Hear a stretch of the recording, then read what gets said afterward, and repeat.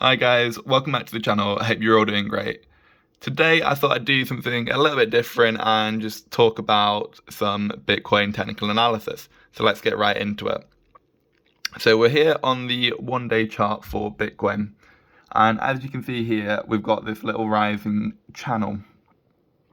If we zoom in a little bit here, we can notice we've got two daily candles now just here that could have potentially closed outside of this channel, which wouldn't be looking good for Bitcoin.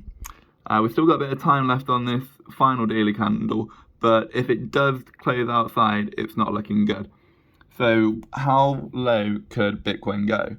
Well, if we have a pattern like this, we can just look to previous levels of support for an indication of where the price might move to.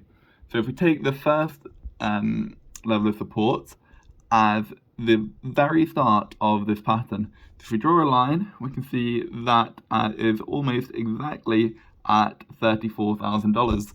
So that could be a potential entry point for a long trade. It might be a good idea to put some limit orders there, but I'm not a financial advisor, so I can't tell you what to do.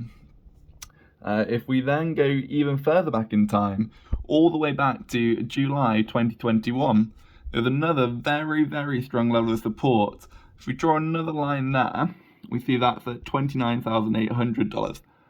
I don't think Bitcoin will go this way, but it's probably a worst case scenario. So you might be able to put a few cheeky bids in down there and hope for the best.